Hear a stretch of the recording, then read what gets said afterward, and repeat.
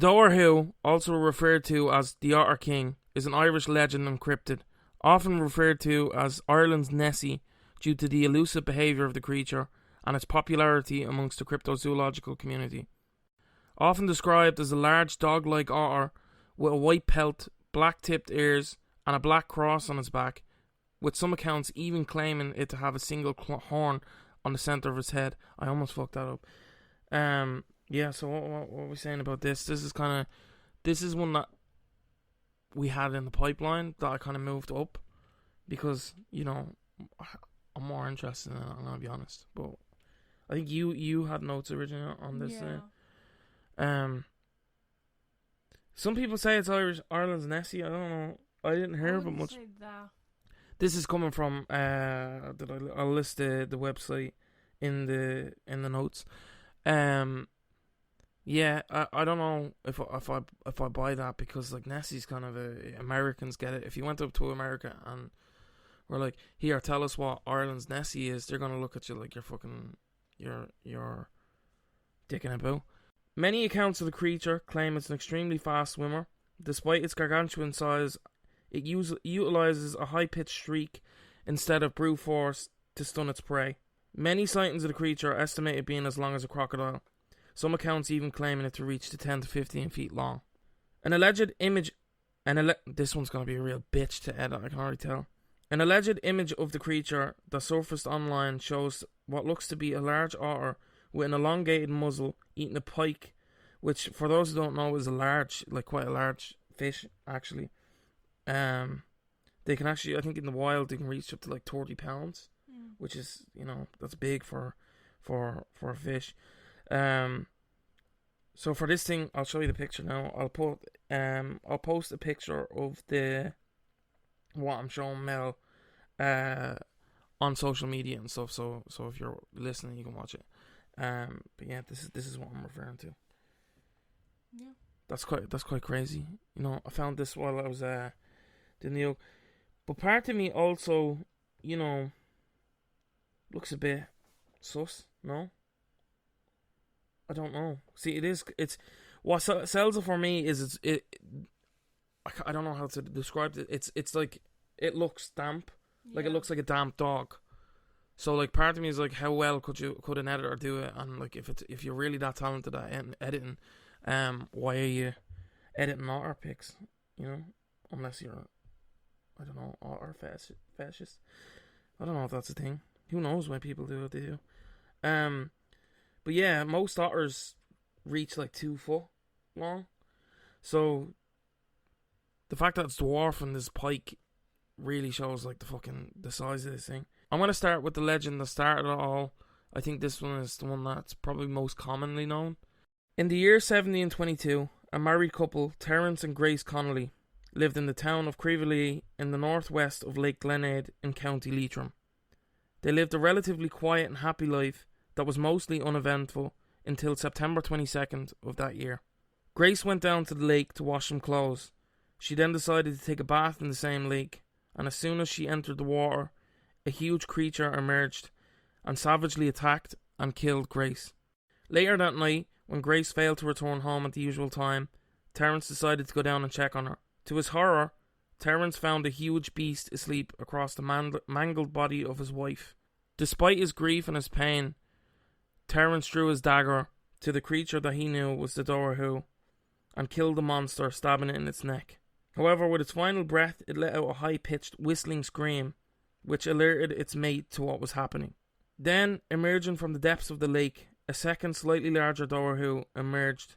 Seeing its mate killed, the creature turned its attention to Terence, who had then fled on horseback. The creature trailed him closely behind for miles. So that's a bit, I don't know. Yeah, no, I've heard a lot about the Dobhar-Chús. Whenever they're in danger, they will go back and get someone else from their pack, or they'll get more.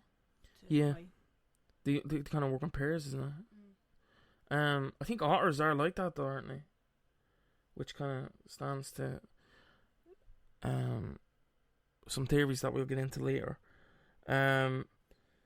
Finally catching a break from the creature's pursuit, Terence had to stop at the blacksmith in Cashel to get his horse's hoof reshot. Is it reshot? Reshod? The blacksmith was wise to the legend of the Dobhar-Chú and told Terence how to defeat the monster. He then handed Terence a sword. Shortly later, the creature, still on his scent, emerged down the road. Still on horseback, Terence decided to stop and make a stand near Cashel Stone Fort in County Sligo. The beast charged for Terence, but he stood his ground. When the creature, at full charge, ploughed its head straight through the horse's body, the creature became stuck and exposed. Terence drove his sword down into the neck of the Dobhar-Chú, killing it for once and for all, and finally claiming revenge for his wife's death. So that's the end of that kind of story, but a lot of people may, dismiss this tale as nothing more than an old wives' tale. But, there's actually, located in Conwall Cemetery in the town on the Drummonds, is the grave of Grace Connolly marked with the image of the beast. The headstone is ancient and most of the writing is unintelligible. The only clear inscription on Grace's headstone is her name and the name of her husband, Terence. But clearer, at the head of her gravestone, is the image of her killer, depicting the Dobhar-Chú with its head thrown back, being skewered in the neck at the hands of her husband. So yeah, what's your thoughts on that kind of story? I wouldn't want my killer on my headstone. Yeah, I thought that was weird, and it's quite strange to be like, I know what I'm gonna do for my wife. If I fall on a banana peel and die, I'm gonna put a banana grave. Yeah, banana grave. You fall down a fucking stair grave. Piano falls on you, piano grave. That one actually. I wouldn't be mad. I wouldn't be mad about that one actually, though. To be fair, that would be kind of badass. But it's just like your head sticking out of the strings. It's like not the body. I'm not that. Just like a little sculpture. Like a sculpture of yeah, how it happened. But a really bad one, like the Cristiano Ronaldo one they did years ago. Remember? I'll show you after this. Yeah, no, I heard something similar to that story. I think, or it might have been a different iteration of that story. Yeah. Yeah. Oh yeah. No, that's it. That's it. Yeah. Well, it changes. I found a few iterations of it. A lot of stories are similar. It'll be like one of them, you start fighting one of them, and then they run back. They get people. They get more like Dobhar-Chús. They get the car. They get the gang together. Yeah. There doesn't seem to be like one specific way to get rid of them. It's just there's a few of them. That's what the kind of the blacksmith. It's strange that like he needed the advice from the blacksmith, but he killed the first one pretty well on his own. Like he's like, oh, stab it in the neck, and then he's like, damn, I can't get the next one. And everyone's like, it's to what you did the first time. He's like, listen, come in, huddle in closely. What you're gonna want to do is whatever you did the first time, but sacrifice your horse. That gutted me when I was reading it. I was like, you know what? Fuck Terence.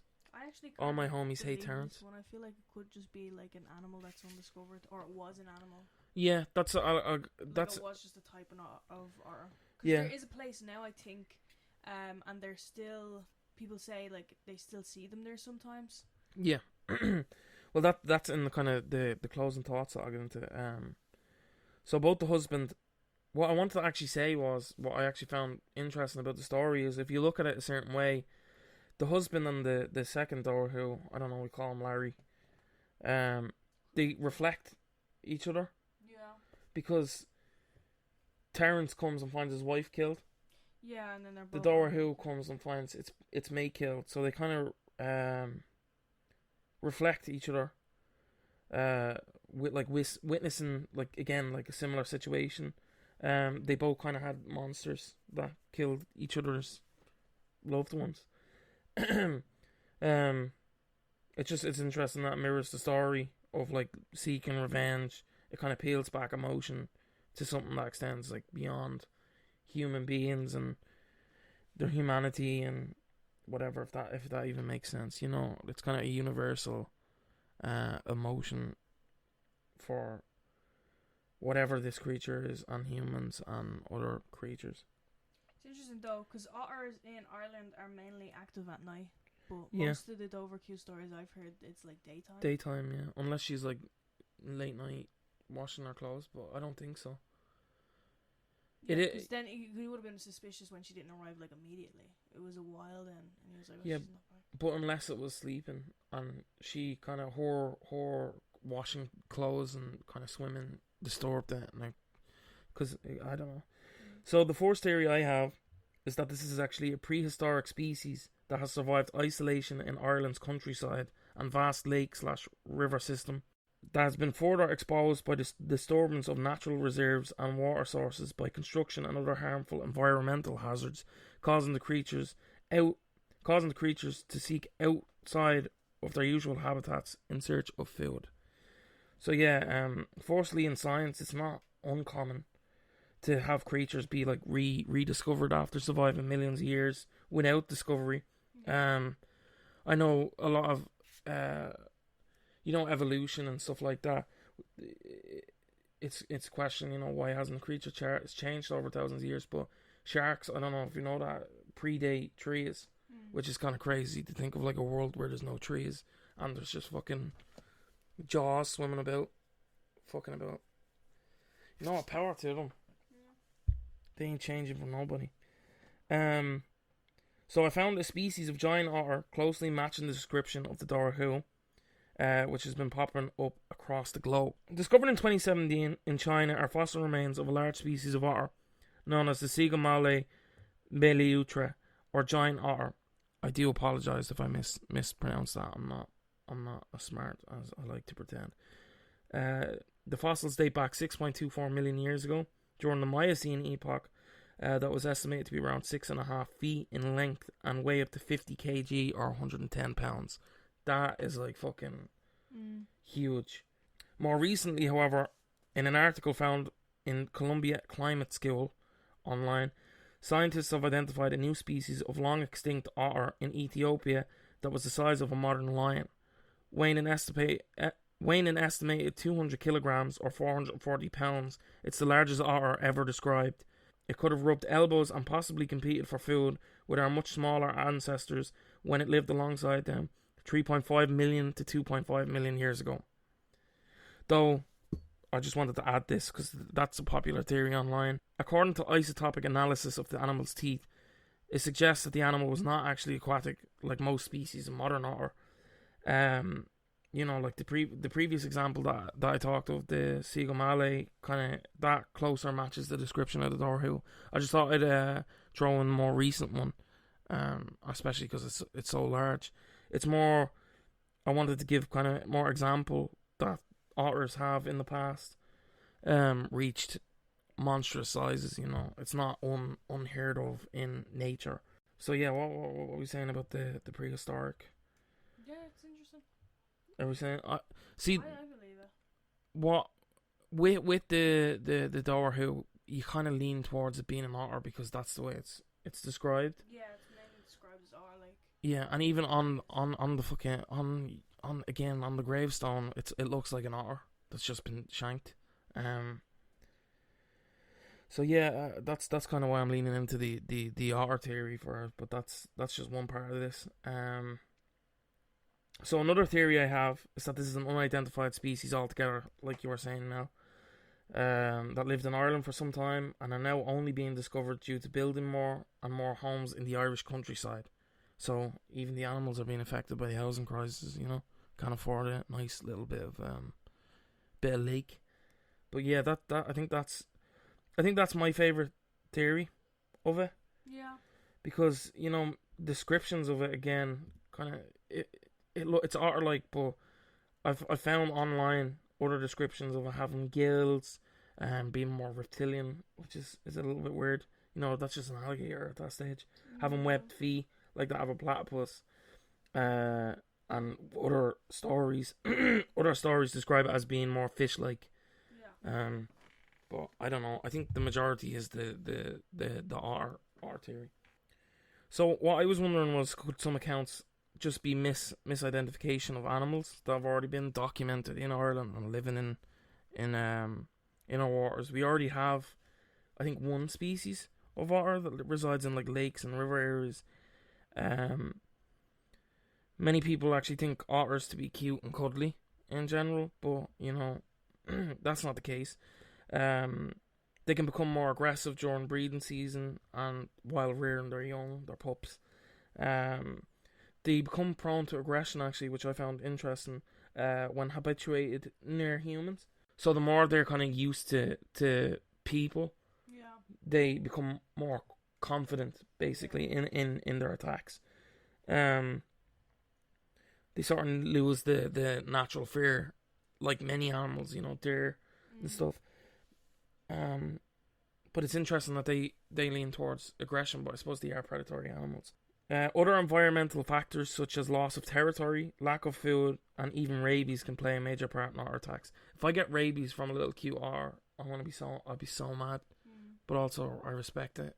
Respect the grind. Even though since 1875, there have reportedly only been 59 documented otter attacks. So that's crazy. It's a big number, but 1875, we're in like what year is it, 2025? Yeah. So, I don't know. What is that? That's not. How many's killed in like a year by like coconuts falling? Pull that up now. Yeah, so 59 documented otter attacks. I don't know how much water the otter theory holds, because it doesn't actually explain the size that's been reported. Most otters, again, reach a maximum size in its biggest species of 4 feet, which is a far cry from the 10 to 15 foot monster that's being measured.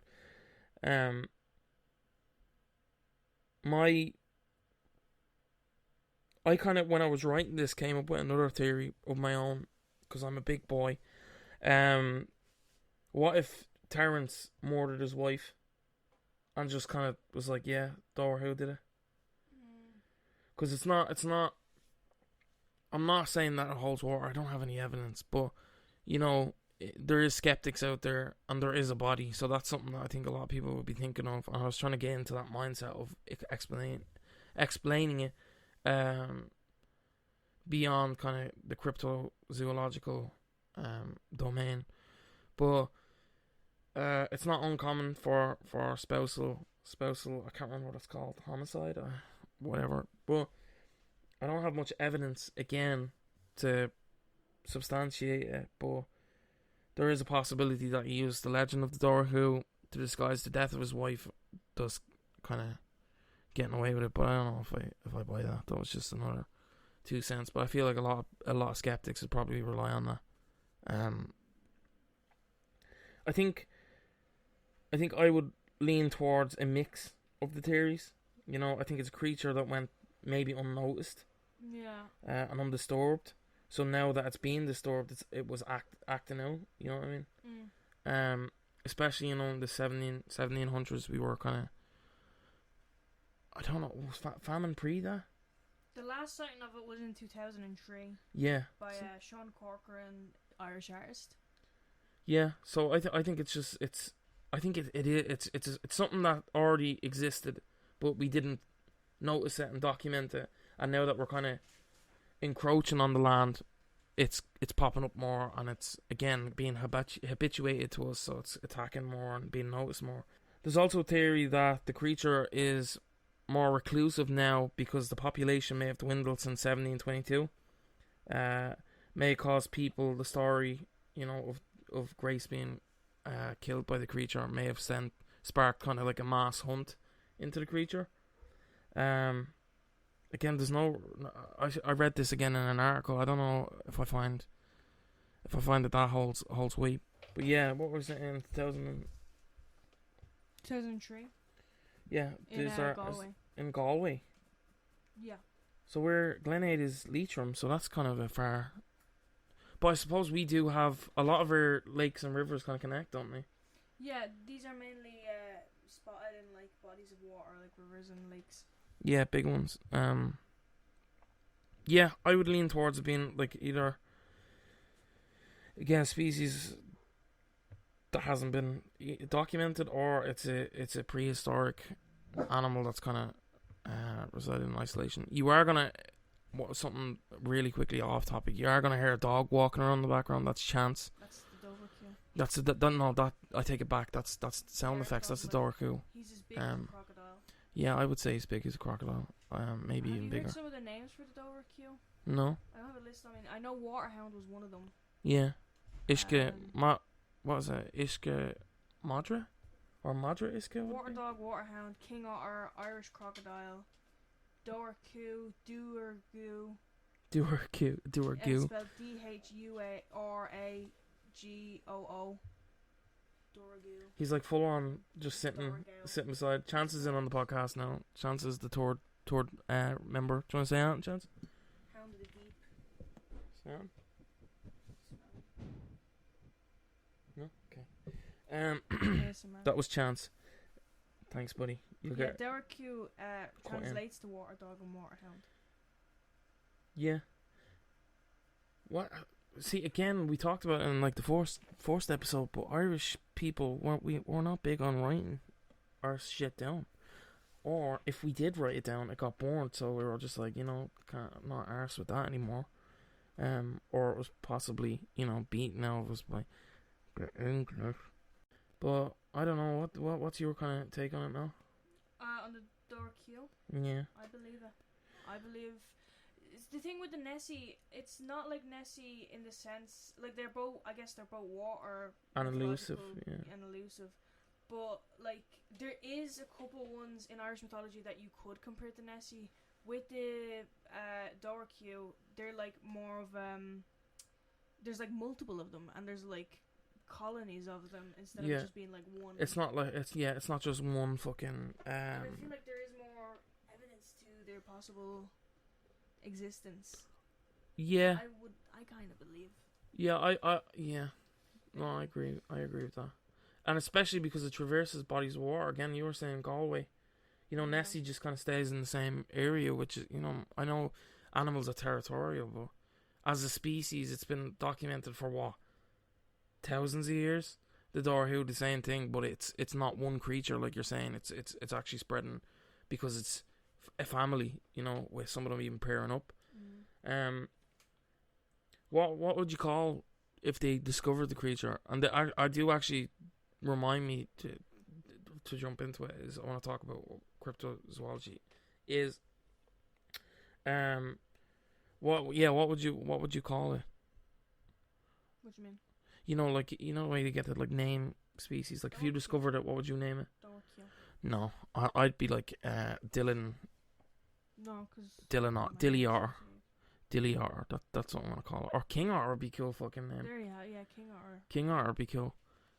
Because people are, I feel like, because Ireland's kind of one of the, Irish and Gaelic is kind of one of those languages that's not really as recognised anymore by other countries. We're trying to get it. Well, we have to keep it going. We gotta keep going. We gotta keep going. I can't speak Irish. That's not my fault. It's school's fault. They made me read poems.